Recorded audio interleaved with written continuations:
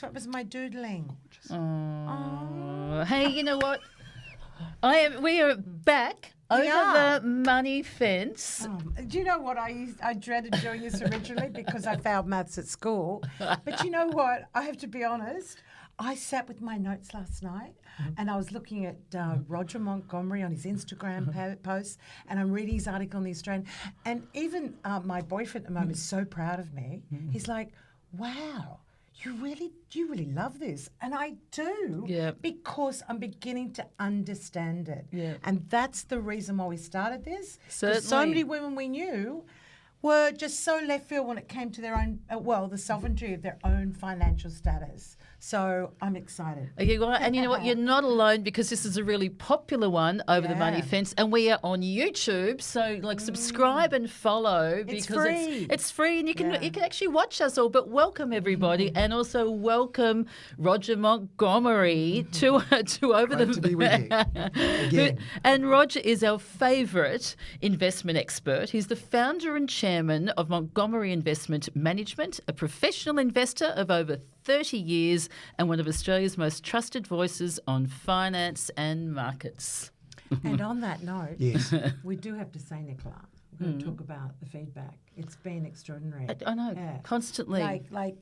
And everyone's different with their perspective about finance and relative. And you know what? They're complimentary, Roger. They say, it helps me to understand it. Good. Some of the jargon I glaze over when I hear it in the news. Well, I try to avoid the jargon if I can. Let me know. Just have a little bell and just ring the bell if there's jargon. No, you're good, because we've changed. You've got training wheels on. Well, we could. Okay, I want to really, I'm a bit fired up. Sorry, guys. Awesome. I'm glad you're saying that. But the budget feels like a bombshell. Yeah. It's gone. There's changes to negative gearing, capital gains tax, now the new ATO ruling on holiday homes. Oh, gee, yeah. And a lot of people... don't know about that one. It hasn't received a lot of press, but it's probably more significant for a lot of people who have a second property, because they often use, it's often in a regional area and they use it as a holiday house themselves. And the tax office has become, or is going to be, a lot stricter in terms of what you can and can't deduct based on how often you use it. Because if you have it available for rent, but you use it at Christmas time, and you keep it aside at Easter. So you don't use it for the rest of the year, just say use it for a week use it at peak times. Yeah. Well, there's a possibility, and there's a few scenarios on the ATO website. Yeah. There's a possibility that the ATO says that's a leisure asset, and so we're not going to let you deduct anything. And suddenly, at least you got a tax offset for the cost of maintaining the property. If that gets taken away, then it isn't a surprise that you're seeing a lot of houses in regional Australia coming up for sale now in the popular holiday spots. We sold a beach house up the coast when there were 3 houses for sale in January. We sold it in January. We started marketing it in November or December, and then it was sold in January. There are now a dozen for sale up there, and they're not moving because people can't negatively gear. They can't. So how do they afford to buy them? So what's happened now is that, the dream, I think, that the government wanted for house prices to fall, well, that's happening in some pockets. So it's happening in regional Australia. Prices will have to fall if people want to get out of these properties. Well, but it's not all good, because it certainly hasn't met my pub test for being equitable for, intergenerationally. It's not helping young people at all. In fact, it's making things worse. And what are you saying now, because this is, like as they say, the budget bombshell. So is this with part of the changes? And if you can sort of tell us a bit about that. Let's go through a couple of them. Yeah, so, including the markets. And markets, We'll talk about markets as well. Okay, that's a separate, that's... we could talk for hours. We're potentially on the cusp of a crash. Yes. Now, right as we record this. I'm allowed to swear on in the stock market and in a particular sector of the stock market. Okay. But anyway, we'll come back to that. Yes, please do. Yeah. I feel like I'm a professional at this, because I've just given people a hook to stay and listen for later. Yes. That wasn't intended. That wasn't intended. That was not intended. Okay, so he's got it covered. The big issue is, the first one is capital gains. Yes. So previously, you received a 50% discount on your capital gains. So ultimately, you paid at the highest tax rate, which is 47%, or thereabouts. If you made a capital gain and you held that asset over 12 months, well, you would normally be taxed at your personal tax rate, which is 47%. But it was discounted by 50%, which meant that, effectively your tax rate was 23.5%, right? So now what the government has said is that we're going to get rid of that 50% discount. We're going to put a minimum of 30% in, which is higher than the 23.5% that I just mentioned, and we're going to index it instead of just give you a discount. So basically the asset value goes up by the rate of inflation, and any gain above that, then you end up paying tax on that at a minimum of 30%. Wow. Okay. Right? Yes. Minimum 30% or your personal tax rate. So this means that you're now paying a lot more tax than you were paying before. And what it doesn't, the first thing we have to recognise is the reason the 50% rule was brought in was because indexing was so complicated and it required huge government staffing to manage and for the tax office as well. And so they repealed it, they got rid of that, and they said we're just going to give a 50% tax break. Now it's being reintroduced. Now we're bringing in more complexity. So we've got to remember, as an aside, Australia has the highest number of government workers per 100 people in the world. Oh, did you know that fact? Yeah. So we have 17. I'm so blown away by I that. did not know that. Or am I? Yeah. Look at the NDIS. Sorry. Per 100, we have 17 working for the government. The next nearest is Japan, and they have 6.5. So we are way above every other country in the world in terms of government workers. And this indexing of capital gains just gives them more work to do, right? So that's justify handy. having that many government Well, workers. yeah, or we might even need to employ more. So Why not? then what happened, there was a Wow. bit of a backlash. Yes. Bit of a backlash because startups basically said, well, hang on a sec, if we've got a really low base, asset base, we start with nothing, effectively a laptop, we've started this business, and we build it and build it and build it up. Well, it's unfair. We're paying a huge amount of tax that we wouldn't have been before, and it doesn't recognise the risk that we've taken in the sweat equity. We're not being paid a salary throughout. We don't take salaries. A lot of startups, they don't take salaries. They're not paying their staff. They're sweating their equity, which means that they're building a business and hoping that their payday will be when they sell that business. Yeah. And so there's been a carve-out for those businesses. And so Labor's introduced a CGT concession for innovative. It preserves the 50% discount for innovative companies or founders and employees of innovative companies. How do you define innovative? That's okay. We'll employ some people to help us define that. We'll do that. Oh, don't you love it? Wow. Love the way you said that. Okay. That's Yeah. all good. Okay. Love the way you Oh, said I that. know. And so as long as they're under 10 years old with turnover under $50 million and they've held the shares for at least 5 years, they'll get that 50% discount. So there's a carve out for them. There was also what was described by many as a death tax, and that was a tax on discretionary testamentary trusts. So, when a lot of people do this, anyone who's sort of got any assets that they want to leave their kids after they die, they put it into a testamentary trust, which basically means that if your son or daughter gets married and then gets divorced, that partner doesn't get to run off with half the money because it belongs to the trust. Right, if you like, it's a loan, and a lot of people lend money instead of just gifting their money. So there was a tax, and there's been a backlash on that. So originally the budget slapped a 30% minimum tax rate on distributions from discretionary trusts, including the discretionary 30%. 30%, including the discretionary testamentary trusts.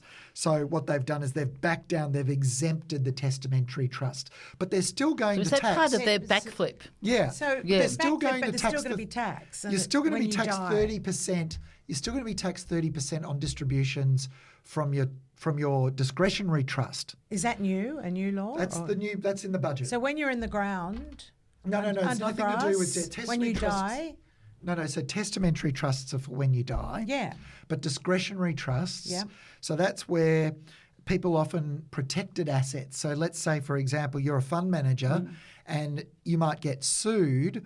Well, the idea was that you could put the assets into a testamentary trust, into a discretionary trust, forgive me, into a discretionary trust, and then you distribute the income to your family, Yes. and that's an asset protection measure. Yeah. What's now going to happen is that there's going to be a minimum 30% tax on those distributions. Minimum. Now, the problem is that a lot of people, and this might not apply to lots of listeners, but a lot of people had companies set up as a beneficiary of the trust. So you might have your son and your daughter and your wife and your husband as beneficiaries of the trust, and so you allocate income to help minimise your tax obligations.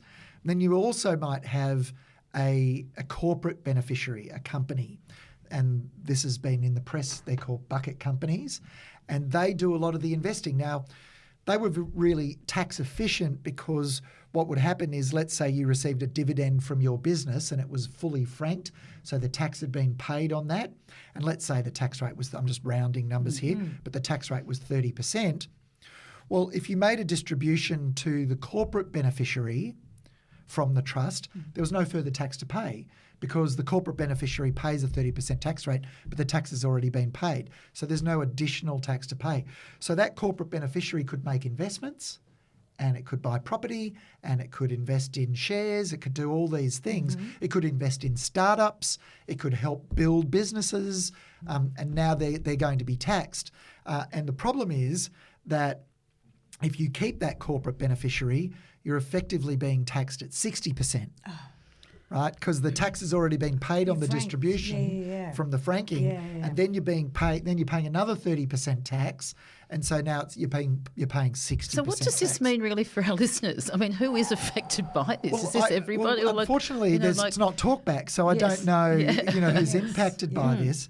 But let me just say, the biggest problems that I see aren't to do with wealthy people being taxed more. Yes. The biggest problem I see is that number one, our democratic right to vote includes knowing what we are voting for. And this was such a substantial change, and it wasn't taken to an election. So I feel like the government spat on our democratic right to know what we were voting for. And the backlash that you're seeing, and the rise of One Nation, for example, is in some way a reflection of people saying, we didn't vote for this. We want change. And so do you think that's why they are now doing a backflip? Like, it's only small things that you're mentioning, but I think it is because, you listen to the people, and that, they mightn't get voted in if that, And here's the other thing. The government said that this is bringing intergenerational equity back. It's helping young people get ahead. It's helping them get started. So is it? Well, here's an issue. For example, negative gearing has been preserved for new properties. Now, lots of young people buy their first property as a new build, a new property. Now everyone's going to compete with them because all the investors who want to maintain their negative gearing, they have to buy a new property. So they're going to be competing with young people for those new properties. And then you might say, well, what about established properties? Because established properties, you don't get, if you're an investor, you don't get negative gearing. So there'll be fewer investors buying established properties. But guess what they also did? They also grandfathered existing properties. So that means existing established properties that have negative gearing attached to them, investors aren't going to sell those. So there's going to be less property available for sale for young people to buy that are established. But that's so logical what you just said. Yeah. And then the third, the third problem that I see is that if we hoped that property prices, if we hope that buying a new build would incent young people to invest, for example, because one way that young people, a very popular way for young people to eventually buy their own home was to live at home with mum and dad, pay no rent, do no dishes, don't do the washing. Of course. Just, sponge off mum and dad. Anyway, I've got 23-year-olds and 25-year-olds. I think we can all They relate. live overseas. Yes, yeah. They live overseas, so that's fine. I'm not doing their washing and dishes. But what young people would do is live at home and then negatively gear a property, rent it out. Yeah. Right? It was called rent vesting. Yes. Right? So they'd rent that property out until they got ahead enough that they could move into it. So these changes have killed that. That's not going to happen now for a lot of people. They're going to miss out on that opportunity. Unless the federal government is working with the state government to get all these new apartments built in the inner east and in Mossman and places like that, which is exactly what they're doing. In the short thousands and spans of thousands, time? thousands. Like, really? But it won't be the suburb that people wanted to live in once it's all developed the way that the government would like it to be developed. So really, essentially, because a lot of the words around the budget was, it's looking after the younger people. But I've just explained how it makes it harder for them. It's actually backflipped, where it's actually not that at all. It's not Once that. you just read a few lines into it, you can see that. It's blatant. So I don't understand. When Peter Costello was Treasurer, we had no debt. We're now approaching, we've now got about $1 trillion of debt, and within the budget forecast period, it's going to go to the limit where it's legislated that the cap is $1.2 trillion. We're going to reach that point during this government. And who pays that debt off? It's not us. We're old. I'm old. Oh, speak for yourself there, Roger. We're just starting out. Let me assure you, any 18-year-olds that look at us, they'd go, "You're old," right? So it's all relative. So who pays the debt off? Yes, yeah. It's the young people who are stuck with the debt. So the massive waste on the NDIS and all the scammers that are out there that are starting up these fake NDIS providers and scamming the government, with handwritten invoices that the government just blindly pays. That waste, that level of waste is what's increasing our debt. And consequently, that's why the government needs to tax more to pay off the debt. It's not about intergenerational equity. It sounded good. It's about paying off a massive budget hole that's only getting deeper, and that unfortunately will be paid off by the young, the very people that the government says they're trying to help. Well, it's so interesting because from our very last Over the Money fence when we had it was a great one. And tuned back to all the other ones, the budget had I think it just had been dropped. But we hadn't discussed it. So this is this one here. This is the one everyone's been wanting to know about it and wanting to hear. Unpacking can I what make it this is. clear? Yeah. I just need to clarify something because lest people think that I'm this right-wing capitalist horrible person. It's Tom Cruise. He's I not think, that. I think we want to live in a society and a community where there aren't any poor people, that they're helped. That's something we should all aspire to. Absolutely. And it's something where we all want to live. What I'm saying is this budget doesn't do that. No. It's not helping that. So capitalism has its own set of problems. But socialism has been attempted in lots and lots of places. For example, East Germany, Bulgaria, Hungary, Maoist China, Venezuela. It's been tried before and it doesn't work. No. And so we need regulated capitalism because we need people to be inspired to build things that employ people and pay them lots of money. When people feel motivated to go out and try and to build things, that's great. That's nation building. You can't tax your way to prosperity. And that's what I think this is an attempt to do. And you know what? I was thinking this morning driving in, Nicola and Dida, our fathers both went to the Opera House and listened to Dale Carnegie. Yeah. Have you ever heard of him? Yeah. How to Win Friends and Influence People. Absolutely. And very simply, he put a formula on the blackboard and said to everyone, there's the formula to be a millionaire. And someone went, well, there's 1,000 people here. Like, what? And he went, yeah, 1 or 2 of you will do it. But you know why they do it? Because they're brave and they take risks. Yeah. So, you hear about people with money they employ people, they feed people essentially. Yeah. They take the risk, they step out of the norm. And, that should be honoured and revered and respected. Well, and ultimately, from a tax perspective. Look, the reason why 80-year-olds have more money than 20-year-olds is because they've worked for 60 years. They've been working and investing and compounding their wealth for decades. And that will happen for young people too. But this idea that by pitting young people against their parents and grandparents, you're going to get a great socio-economic outcome. No. I think that's misguided. It is very misguided. And on that note, when you're talking about that with, you're sort of saying, and it's like our dream and be inspired and whatever, we actually, we've had a couple of listeners and one of them even wrote in and was sort of saying, now I'm feeling with the budget too, with the business, why do it? Why start in Australia? Am I better off doing it overseas? What's your take on that? Yeah, that's huge. Huge. My eldest, he has started quite a few businesses overseas, and some of them are extremely successful. Some of them have flopped, but some of them are really successful. And now he won't come back. Oh, we don't want to lose our Aussies then, do we? He said to me, "Why would I? Wow. Why would I come back?" Wow. Yeah. So he doesn't want to come back. And look, my son was working in Singapore. Yep. He's back here. He's had a baby, and because Grandma's so excited.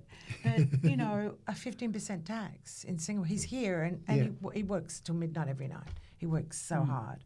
But he just said, Mum, I'm earning X, but half's going. Yes. We'll probably go back to Singapore. And because it breaks my heart. Yes. But it breaks my heart because he's home. Yes. Australia's home. Yes. And he should be nurtured. He's management with 100 people on it, right? And he's good at it. He's worked hard at it and works hard every day of his life.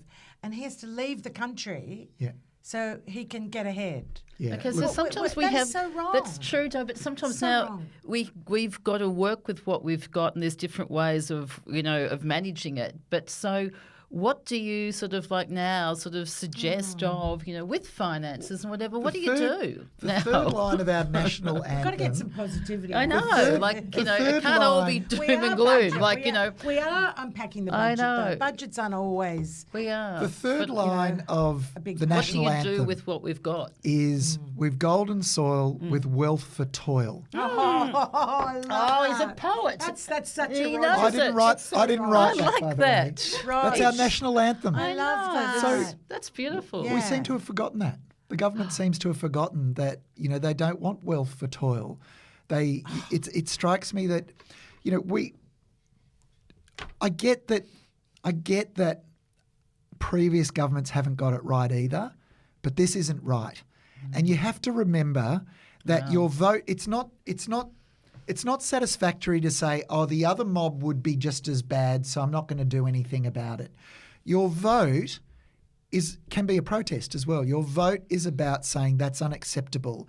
And I said earlier, the thing that is most upsetting to me is that there are a lot of people in Australia who voted for this government because this government said that they wouldn't touch CGT and negative gearing. They wouldn't touch those things. And then they turn around and they just say, oh, we've changed our position, as if that's acceptable. I know. And I'm not trying to be devil's advocate here, but also, to be honest, don't you think so many other politicians and other... Which is why I said... And that they do tell porcupines, do. sometimes to get the election promises, whatever, that and they're I think not people alone. Are sick and tired of, the Machiavellian nature of politics in Australia. I agree. And I think, I really believe that whoever... Look, let me just say, I'll finish on this and then we'll move on to markets. We're going to get on to markets. Okay, I need to just say this. Exactly. I really think when you vote at the next election, you need to find out not only the policies of who you're voting for, but who they give their preferences to. That is not done well in Australia. So, sometimes governments are elected because of the two-party system, and because of that, you often are unwittingly voting for a party you didn't vote for because of the way the preferences are given or distributed. And so it's really important at the next election, and we really should start a movement on this, that, people are educated about where the preferences of the people they're voting for are going to go. That's a very good point. I think that's a very good point. How logical is that? Yeah. And it should be a law. Yeah. Moving on, I want to start with your article in The Australian, which I thought was fascinating, because a lot of people are talking about SpaceX. Yes, they are. It's Elon going Musk. everywhere. Is it going up and down or what? Let's start with that and then merge into the Will it burn up on re-entry? No, yeah. Yeah. Now well, will it? Yeah, well, it's burning up right now. It's burning up on re-entry. Because I thought Please your article was explain. fascinating. So the idea of a $2 trillion value company is an exciting one. And we got to this point through excitement around space. But what a lot of people don't realise is that SpaceX is the merged entity of the rocket business. Do you remember when in 2022 Elon Musk bought Twitter? Yes. Yes. So he paid $44 billion for that. And he had a bunch of friends, billionaire friends, who helped him finance that. And then he merged that into XAI. XAI owns Grok, which is one of the large language models, one of the AI models. So, there's there's ChatGPT, there's Gemini, and Grok is another one. And there's lots of others. So XAI, so Twitter was merged into XAI. XAI has been merged into SpaceX. So when you buy SpaceX, you're not just buying a rocket company, you're also buying Twitter and you're also buying Grok, and data centers. Interesting. Now here's the thing. SpaceX earns more revenue from renting out its NVIDIA chips to Anthropic than it earns from rockets. Really? Yeah. In fact, $11 billion of the $18 billion of revenue it generated last year, $11 billion of that $18 billion was generated from its Starlink satellite business. Right. That's a telecommunication business. Yeah. Now, here's the thing. When SpaceX listed, it listed at 100 times its revenue. Telecommunications companies aren't valued at 100 times. What's the hype revenue. about, though? Well, the hype's about Elon. Is It's that all what it is? about It all Elon. comes down to Elon. The other thing that he did, Wow, it's It the is first amazing. trillionaire, isn't it? It is, yeah. So the other on Yes. paper, it won't last. Don't worry. So you need to unpack that comment too. We'll come back to that. Yeah. So the other thing that is worth keeping in mind is that when it listed at 100 times its revenue, that's 100 times the $18 billion. 100 times. It's Or more than think 100 about times, that. 138 times its $18 billion of revenue. I'm with you. Believe Now- it or not, actually, Yeah, I'm fascinated It's by every remarkable. word. Now, Yes. one day last week, it leapfrogged Amazon in terms of market value. Saw that. So, it was a little bit more than Amazon's market value, also around $2 trillion or thereabouts, $2.5 trillion. But Amazon generates $750 billion of revenue, not $18 billion of revenue. So it's justifiable. These companies were trading at the same market value, even though one generated $750 billion of revenue and the other one generated $18 billion. So there's a lot of hype. Now, how did they get this hype going? Hype's one thing, justification's another. Well, like, the first Hype thing is got him there initially, didn't it? they only listed about 4 or 5% of the shares. So there's only a small number of shares available. Now, what that does is it creates scarcity. yes, of course. And it makes people excited. I need to buy, and there's not many Yes. shares, and they're going to go up because there's not many shares. Yes. So it sort of creates this virtuous circle, right? The other thing that they did is they went to the NASDAQ, which is the technology stock market, if you like, in the United States, or the technology index. They went to the NASDAQ and they said, look, you've got this rule that after a company lists, in order to be in your index, it has to be profitable and it has to be seasoned. The shares need to be seasoned. They need to be on the stock market for 6 months or 12 months before they can be included in your index. Now, we would like to be included in your index because if we're included in your index, all these index funds that track the index, they'll be forced to buy our stock. And we've only listed 5%, so their buying will help drive the share price up and it'll make it a successful listing. And the NASDAQ said, well, no, we're not going to change our rules to allow you to become part of the index early. We're not going to do that. And they said, well, we'll go to the New York Stock Exchange if you don't do it. And they said, okay, well, we'll do it. We'll let you become part of the index within 15 days. The other thing that they didn't change was the rule around profitability. But that's okay because SpaceX listed on a Friday. The Monday before, Google announced that it's going to buy $11 billion per year of compute capacity from SpaceX. In other words, server space in the data centers. So feeding the fodder, right? So they're going to give them $11 billion. Now you think, why would Google do that? Yeah. Well, Google bought 10% of SpaceX way back in 2015. For a lot less. For a lot less.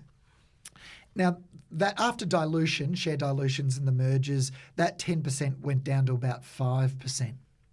Now, remember I said earlier it listed at 100 times revenue. Google just gave them $11 billion of revenue.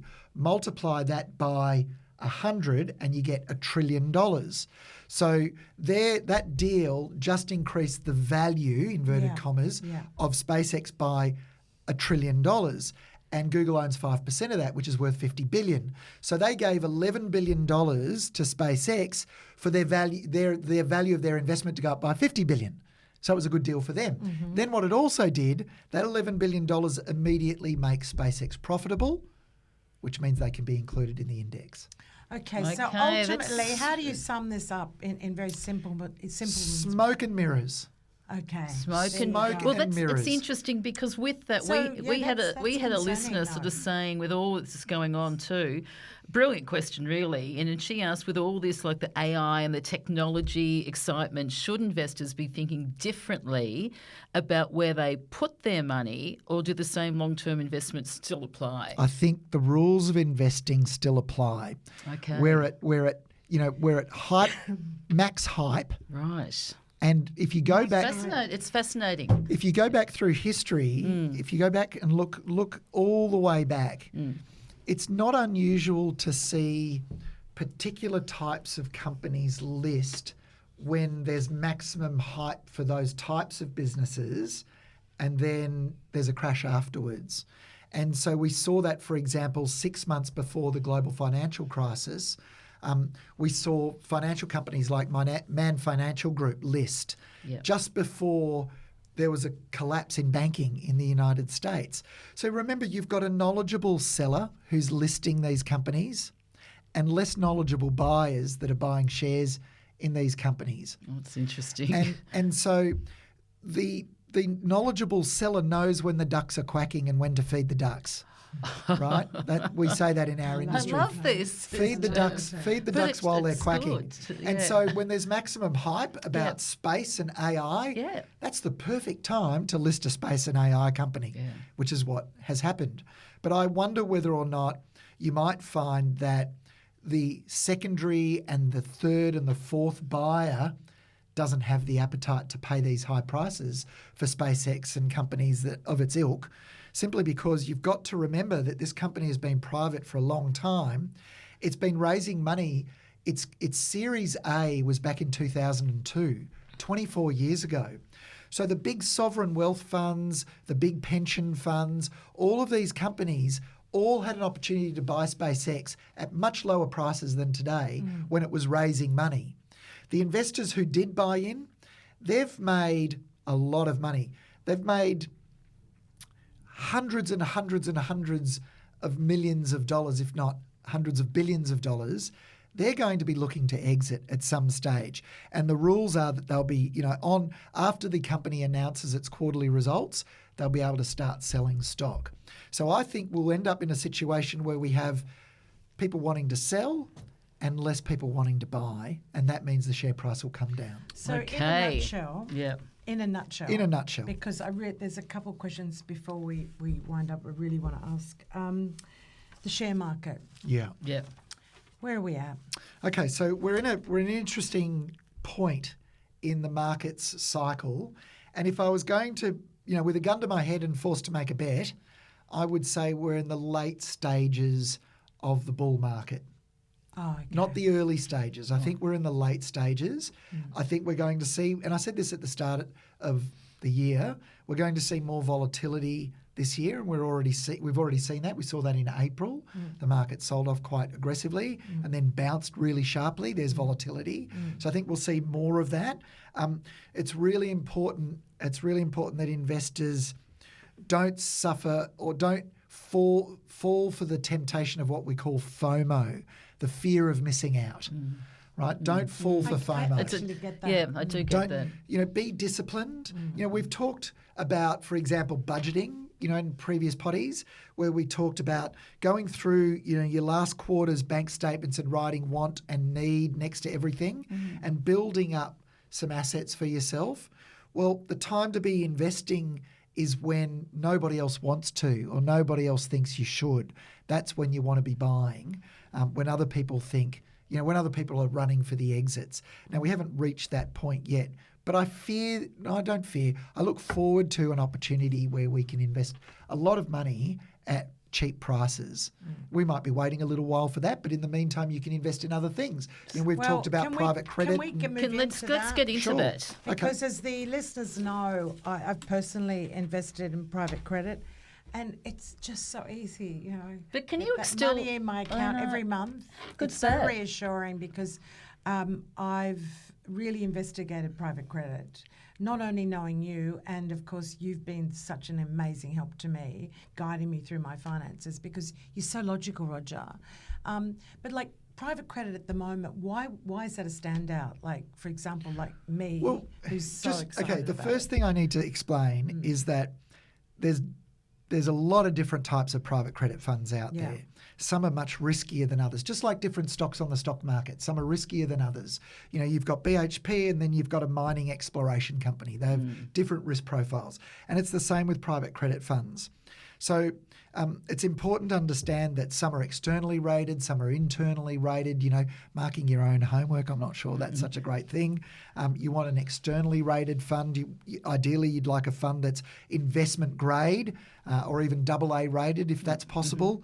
And then, you think about risk, I think about risk, and I think, gosh, if I'm investing in a fund that has $300 million loans, well, if one of those loans goes bad, that's going to have a big impact on the fund, right? Whereas if I'm investing in another fund that has 15,000 loans with an average size of $100,000, well, if any one loan goes bad, it's not going to have a big impact on my returns.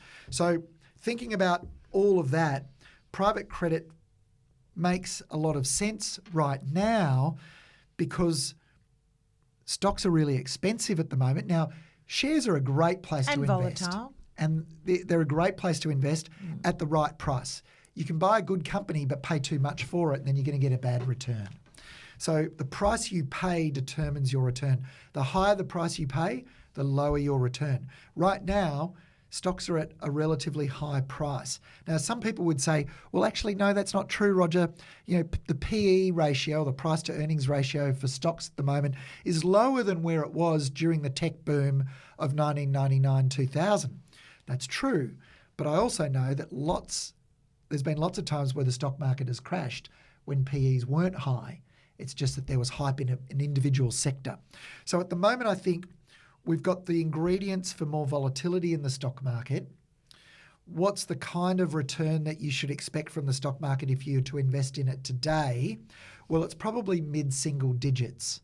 If you invested for the next 10 years, the math says that you're probably going to get a return of maybe 5, 6, 7, 8% in the stock market over the next decade, at best. Yeah, that's good to consider. Well, that. it is. But private credit. But you can what's get an average? You can get 7.5% or 8% in a private credit fund. without the volatility of a public Correct. market. Yeah, that's what I and love you were most mentioning about it. earlier, you like receiving your monthly check. I love it. Your monthly income. It's just I have to think about it. And you don't. No. There might be a time where if I was invested in stock market, I'd be watching it all the time, and I'd be fearful. I'd be happy. I'd be fearful. I'd be happy. And for some And people, I'm over that. well, for some personally. people, they like that. They do, and that's fine. And do I have shares? Yes, I do. But as for a lot another of- portfolio. But I think that's a really good point because, for you, Di, love that monthly check and it gives you security, it gives It you does. peace of That's mind. the word. It gives me security. Whereas sort of someone else with private credit, are there other ways that you don't have to get that monthly check, or how does it work? So with private credit, what you're doing is and it's important to understand this, you're lending money to businesses. Right. Yeah. Now, some funds lend that money to property development businesses. You don't do that. They're riskier than, for example, a business that is breeding cattle and just fattening up cows. That's a different risk profile. So it's important that you understand if you're investing in anything that you know what you're investing in. You need to look under the hood. That's really important. Some funds pay the income, to answer your question, some funds pay the income monthly, some pay it quarterly. Term deposits pay at the end of the term. Private credit is not a term deposit. No. Term deposits are much, much, much, much, much lower risk because it's the big banks that that you've got your money, you're lending your money to. So it's a different risk profile. But if you can find a AA rated, externally AA rated private credit fund, well, Macquarie Bank is externally AA rated. So, there are a lot of people who've got money on deposit. They've lent money to Macquarie and it's AA rated. So it's important to understand the distinctions. There are different risks, but that's why you get a better return in some private credit funds.